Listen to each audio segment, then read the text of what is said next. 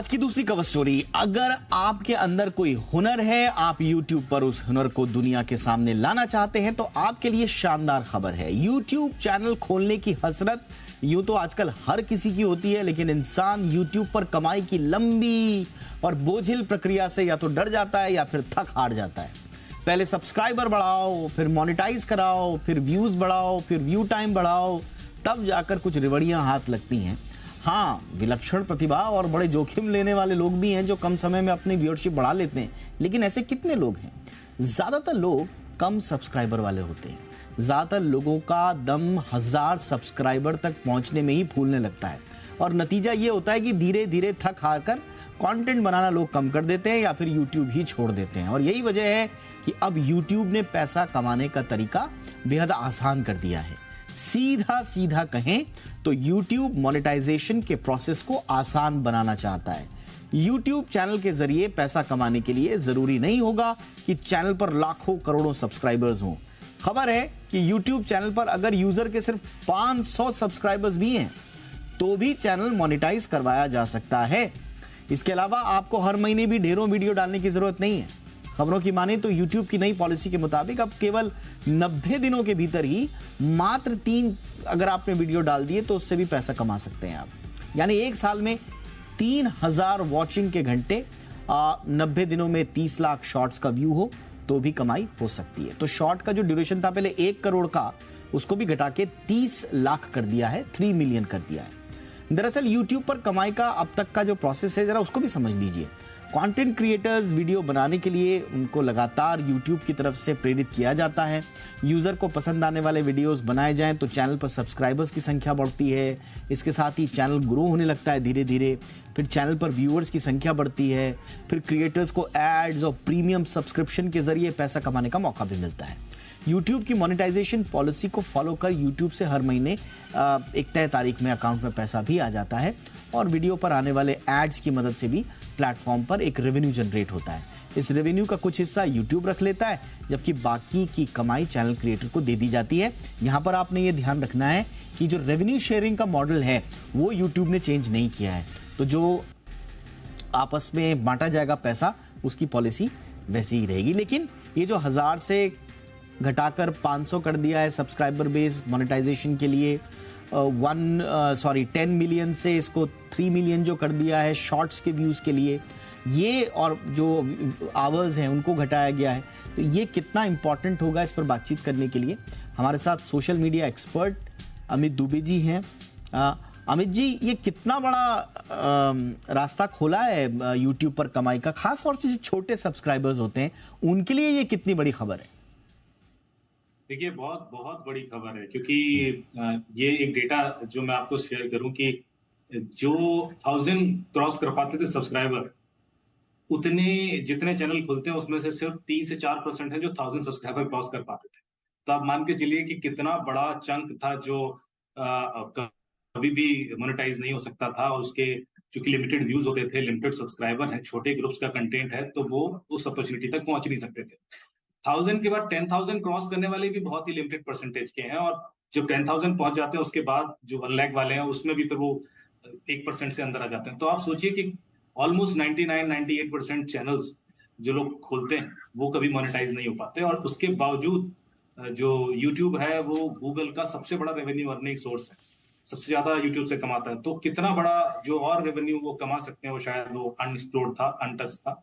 तो ये दोनों साइड से बहुत पॉजिटिव न्यूज है। यूट्यूब भी कमाएगा क्योंकि अब वो सारे लोगों को भी अपॉर्चुनिटी दे रहा है, वहां भी एडवर्टीजमेंट हो सकते हैं, सस्ते एडवर्टीजमेंट हो सकते हैं, क्योंकि वो उसकी जो क्वालिटी और जो कॉस्ट होगी वो शायद डिफरेंट होगी depending on subscribers and the audience that you have, but अब वो भी कमा सकते हैं। तो ये एक बहुत अच्छी खबर है सबके लिए, और मेरे ख्याल से वो मोटिवेशन भी होता है। जब आप कमाना शुरू करते हैं तो फिर आप और अच्छा करने की भी कोशिश करते हैं, और अक्सर होता क्या है कि जब आप उस लेवल तक पहुंच ही नहीं सकते 1000 वाला बेंचमार्क, तो आप पहले ही गिव अप कर देते हैं। तो कई लोग ऐसे थे जो शायद 500, 600, 700, 800 पर भी गिव अप कर दिए, कंटेंट बनाना बंद कर दिए, और उसके बाद उनके सब्सक्राइबर नहीं बढ़े।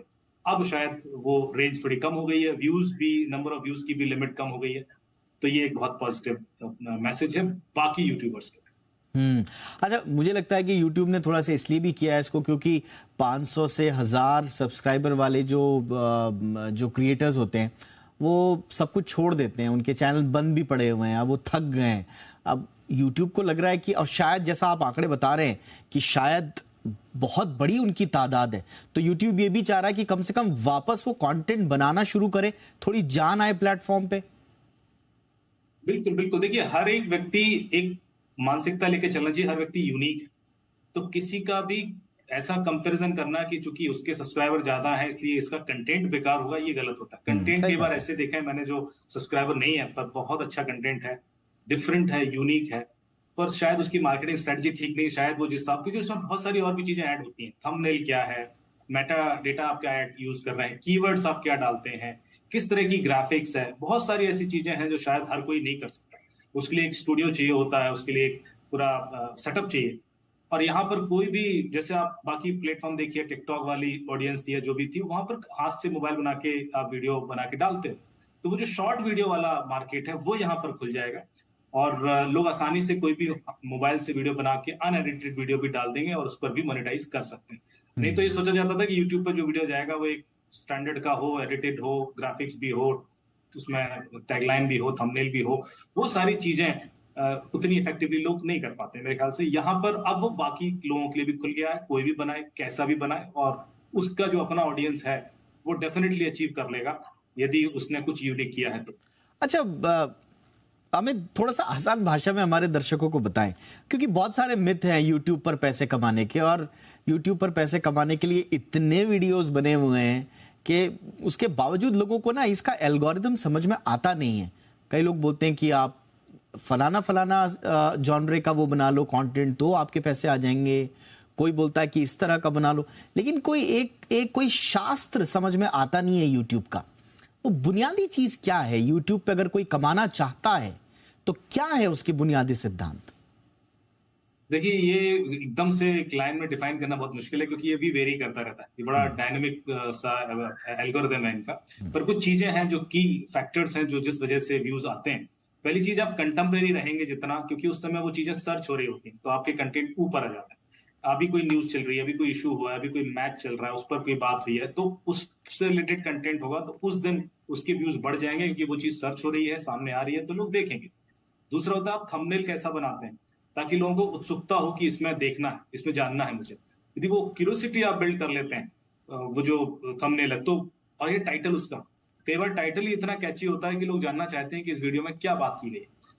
तीसरी चीज होती है कुछ ऐसी बात है जो जैसे कि आप ऑडियंस अपना डिसाइड कर लें एक बार कि आप यंगस्टर्स के लिए बात कर रहे हैं, किड्स के लिए बात कर रहे हैं, या बड़े लोगों के लिए बात कर रहे हैं, और उस हिसाब से ही यदि कंटेंट आप क्यूरेट करेंगे तो आप उस मार्केट को कैप्चर कर पाएंगे। कई बार क्या होता है, लोग जेनरिक बना देते हैं बहुत ज्यादा, तो वो स्पेसिफिक ऑडियंस तक नहीं पहुंच पाते और ऑडियंस के इंटरेस्ट लूज होने लगते हैं। आप देखेंगे जो बच्चों के वीडियोस हैं वो सबसे ज्यादा व्यूज होते हैं उसमें। जितने ये किड्स चैनल हैं उसमें आप देखेंगे तो multi million, 6 million, 7 million, 10 million views बड़े आसानी से होते हैं। कई सारे यूएस के बच्चों वाले चैनल्स हैं, उसमें आप देखोगे कि लोग 60-60, 70-70 करोड़ कमाते हैं एक साल। क्यों? क्योंकि वो इतना ज्यादा कंटेंट व्यूज हो रहा है उनका, और उसके बाद मर्चेंडाइजिंग हो रही है, उसके ब्रांड बन गया है, उसके टॉयज बन रहे हैं उसके नाम से, तो बहुत सारी चीजें एफिलिएट हो जाती हैं, एसोसिएट हो जाती हैं। वंस एक बार आपका ब्रांड बन जाए तो उस हिसाब से अर्निंग होनी शुरू हो जाती है। बच्चों के बाद जो यूथ है उसके वीडियोस के व्यूज आते हैं, जो सेकंड मोस्ट होता है, और उसके बाद नॉलेजेबल वीडियोस। पर जो नॉलेजेबल वीडियोस है, अब इसमें भी अर्निंग अलग अलग इसलिए होती है क्योंकि हर एक के लिए जो एडवर्टीजमेंट है वो अलग होता है। तो आप यदि एक अलग सीनियर सिटीजन के लिए या उसके लिए कोई वीडियो बना के डाल रहे हैं जो उस लार्जर रेंज के लिए है, 30 से 60-70 साल या 30 से 70 साल की रेंज वाला है, तो उसमें बहुत सारे अपॉर्चुनिटीज हैं एडवर्टीजमेंट की, और वो आएंगी, तो आपके चांसेस अर्निंग के बढ़ते हैं। इसी तरह से शॉर्ट वीडियो होता है तो उसके व्यूज बढ़ते हैं, लॉन्ग वीडियो बहुत होगा तो वो व्यूज कम हो जाते हैं, क्योंकि लोग लॉन्ग वीडियो आजकल देखना उतना पेशेंस नहीं है। तो ये कुछ फैक्टर्स हैं जो मेरे ख्याल से बहुत प्रभाव डालते हैं। बिल्कुल। और एक बार आपकी ऑडियंस बन जाए, लॉयल ऑडियंस क्रिएट हो जाए, फिर दिक्कत नहीं होती, फिर आपका एक मिनिमम व्यू काउंट रहता है और आपकी अर्निंग नहीं रहती है। Absolutely. तो ये इंश्योर करना कि आप एक लॉयल ऑडियंस क्रिएट कर लें, उसमें 1 साल 2 साल तक लग जाता है, आराम से 2 साल आपको मेहनत करनी पड़ेगी, तब जाके वो एक लॉयल ऑडियंस क्रिएट होती है जो 50,000, 1 लाख सब्सक्राइबर तक हो, और उसके बाद फिर चाहे 5 लाख पहुंचे, 10 लाख पहुंचे, वो ऑर्गेनिक है। लेकिन वहां तक आपको पेशेंस चाहिए, बहुत धैर्य के संग लगातार कंटेंट बनाना है, इंप्रूव करते जाना है और इन फैक्टर्स का इस्तेमाल करना है। एब्सोल्युटली। देखिए, ये न्यू एज मीडिया में हम सबके सामने ये रिवॉल्यूशन हुआ है। YouTube हमारे सामने आया है, और ये जो UGC का इकोसिस्टम बना है, यूजर जनरेटेड कंटेंट, इसका जो पूरा इकोसिस्टम हमारे सामने आया है, उसने न सिर्फ अभिव्यक्ति के तमाम आयामों को एकदम उसमें क्रांति ला दी है, बल्कि आपको कमाई का मौका भी दे रहे हैं। YouTube उनमें से एक मोस्ट ऑथेंटिक माने जाने वाला, मोस्ट प्रीमियम प्लेटफॉर्म है। जैसे जैसे ये ज़्यादा से ज़्यादा क्रिएटर्स को आकर्षित करने के लिए पॉलिसीज़ में तब्दीली कर रहा है, मुझे लगता है कि जो छोटे क्रिएटर्स हैं, जो कम सब्सक्राइबर बेस से शुरुआत करना चाहते हैं कमाई के नज़रिए से, उनके लिए एक अच्छा मौका है।